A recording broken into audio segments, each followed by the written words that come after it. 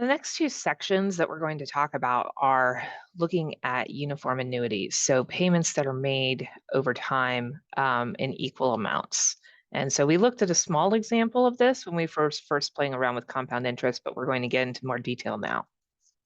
So a uniform series is looking at the same values that we had before, except we've now added an annual equivalent at the end of each period, one through end.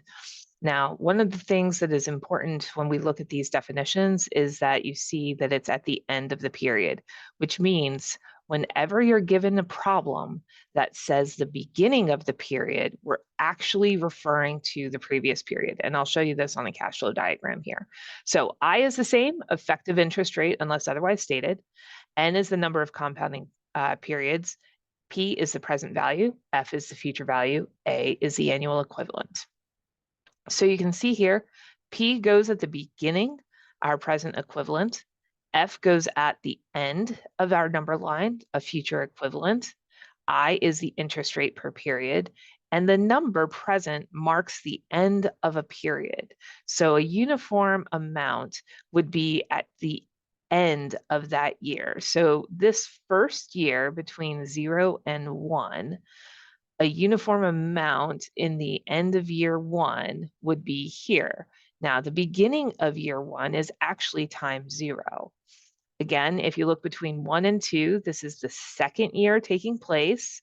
Interest is accruing this entire time between years 1 and 2.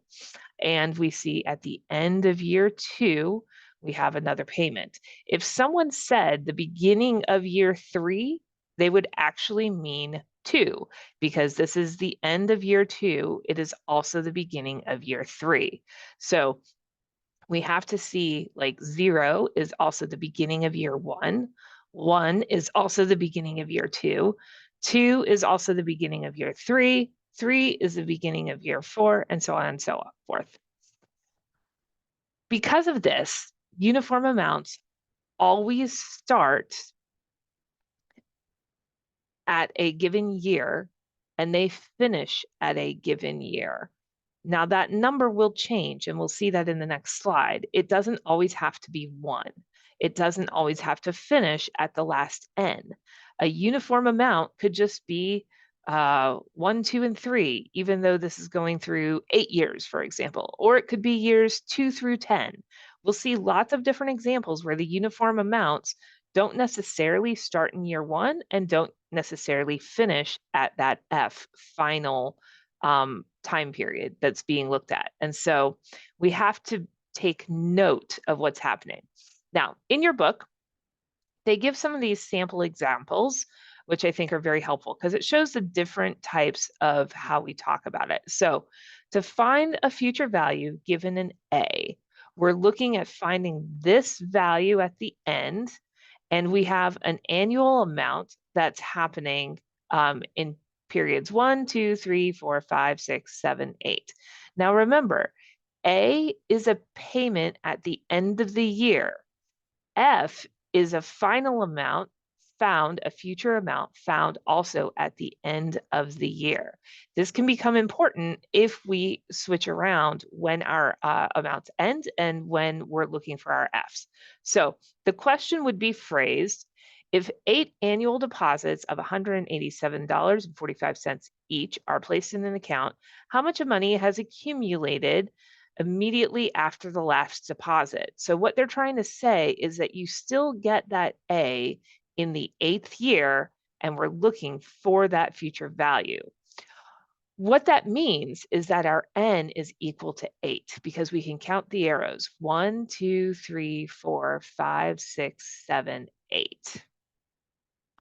We could also find the future value in year 8, even if the payment stopped in year 7, but it would be a different equation. So it also might be phrased, what's the amount at the end of the 8th year that's equivalent to 8 end of year payments of $187.45 each? To me, that's actually more confusing than the first one, the lending terminology. But our cash flow diagram has an A written below the arrows. All of the arrows are written to the same magnitude. We talked about that. Just like in physics, the length of the arrow kind of shows amounts. And the idea is that we're making these deposits. So this is from the perspective of the person doing these deposits and then withdrawing the money at the end of the time. So you're saving something for 8 years, maybe you're saving up for a certain cost. And so, I'm sorry, months. No, it is years, annual. So we're saving up for 8 years and then we're going to withdraw all that money. And so we see that just $187.45 at 10% interest over 8 years actually adds up to nice little sum, $2,143.60. So our notation here is find F given A. And so we write our A amount. We then note our F given A notation, our interest rate, and our number of years.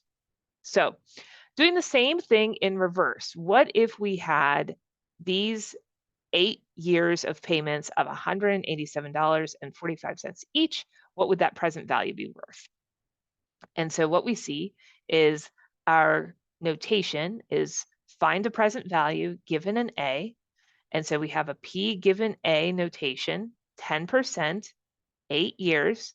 That's $187.45. And we look at our table to find this notation, 5.3349, and that gives us $1,000. So that's what these payments, if you divided them up equally, that's what would equal. So for example, if you had someone who wanted to put money away today to be able to take out $187.45 every year for 8 years at a rate of 10%, they would need to be depositing $1,000 now to make that happen. And you say, wait, 8 times $187.45 is not $1,000. This is why the compound interest tables include our interest rates, because the time value of money changes. So you can't just multiply 8 times $187.45. You have to factor in the interest. Now, you can also start with A and find either F or P and say, what compound interest amount do I need if I want to have a future value of $2,143.60? Or what annual amount do I need, or what annual amount could I take out every month if I started with $1,000 at 10%? So the way we phrase these different types of transactions helps us to determine what we're looking for, what's been given, what the length of time is, and typically it's also going to tell you your interest rate. Now, all of these were done with an interest rate of 10%, but typically what we're looking at is we're looking for the information of what am I finding, what am I giving, what's my length of time, and what's my interest rate. So in factor notation, we see to find F given P, to find P given F. We talked about those earlier. Now we have 4 more columns, and we saw those on the last video using the dock camera. F given A, P given A given F, A given P. Now you'll note that these are starting to look a little scarier if you want to do them by math. The math will work. You may be a couple of dollars off. As you saw, there was a couple dollar difference between the interest tables and doing it by hand. But you can see that the equation gets a little bit exciting there. And so when we go through these different factors, we find that we have some pretty gnarly math to work with, and it's easy to make a mistake. Once again, these are reciprocals of each other. So P given A, we have 1 plus I to the n minus 1 over I times 1 plus I to the n. If you look A given P, that denominator is now the numerator, that numerator is now the denominator. Same for the F of A and A of F. These two are the inverse of each other. They're the reciprocal of each other because we're just reversing what is being found. And we'll do this worksheet on in class on Tuesday. The next section looks at this same annuity, a specific F that does not start at the end of year one. So this is called a deferred annuity. So we have a certain amount of time, and then we have our period of time where we have our uniform series. These are really, really helpful when we're thinking of a couple different applications. So one could be, and this is typical of like furniture stores or introductory credit cards, where they say no interest for a certain amount of time, and then starting in 24 months from now, then you'll start paying interest. Or your 401k at work, you are putting money away and you continue to make deposits over a certain length of time, but you're not withdrawing them till later. Or someone puts a trust fund for you and they say, okay, we're going to put a trust fund away and you're not going to collect on it for a certain amount of time, but then you're going to start collecting on it annually or monthly or whatever the case may be. So these are actually really, really common to have a deferred annuity. There's a lot of places in consumer finance where we have deferred annuities and the cash flow is delayed by a certain amount of time. So because of that, it's a case that we want to make sure that we understand. And we're going to go through these one at a time. When we looking at cash flow diagrams, we can see a couple different examples of this. So this first one is we have $100 deposited in year one, we have $200 deposited in year two, we have $500 deposited in year three, and then we have annuity years 4 through 8. Now, what you'll find interesting is each of these is a single factor. P of F 20% 1 year, P of F 20% 2 years, P of F 20% 3 years, which means I can find this present value for each of these examples by just doing $100 times my compound interest factor for P of F at 20% for 1 year. $200 times my compound interest factor, P of F 20%, 2 years. $500 times my compound interest factor, P of F 20%, 3 years. But what happens with this annuity?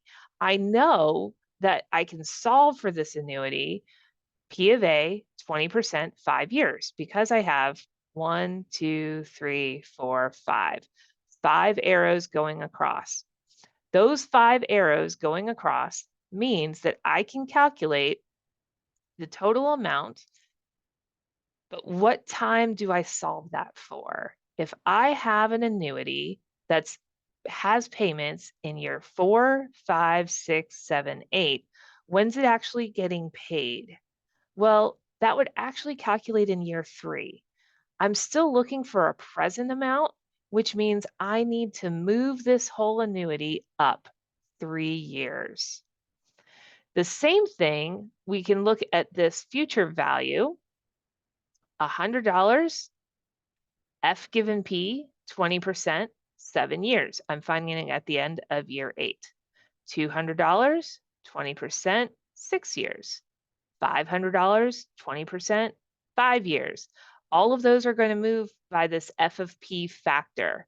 But now I have an annuity that's ending in the same year that I'm trying to find.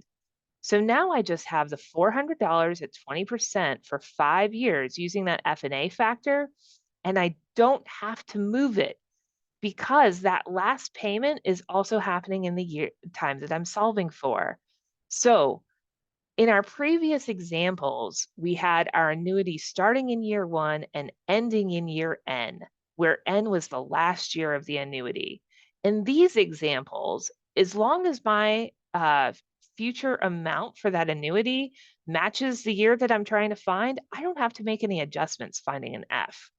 What I do have to do, though, is if I have these transactions that are starting in year 4 and ending in year 8, I have to solve all of these equations, the annuity, and that solves it to year 3, which means I have to add this P of F factor to move it from year 4 or the annuities year 4 through 8 to year 3, and then move it back to year 0.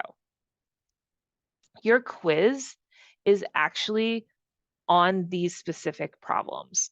You are going to solve these, including the compound interest formulas to find your P of 0, to find your F of 8, and then to show that you could also use simple compound notation to move from F to P or from P to F. Now, in this part C, they document how you would solve from P of 0 for an annuity over all 8 years. That's the equivalent amount. And that equivalent amount, when it's paid out in years 1, 2, 3, 4, 5, 6, 7, 8, is actually equal to that $313.73. We could either find that from our P value or from our F value. Now, again, your quiz is going to be solving this system of equations, and you are going to be showing me the compound interest factors from the table. So you're going to need the 20% table, and then you're going to show me how you can move P to F and F to P. And that is where this particular lecture series will relate to the quiz. Now, you notice that in here, we see a similar example where we have a large deposit of $3 billion in year 1, a smaller deposit in year 2, and then we have a uniform series, years 3 through 14, of $1.25 billion.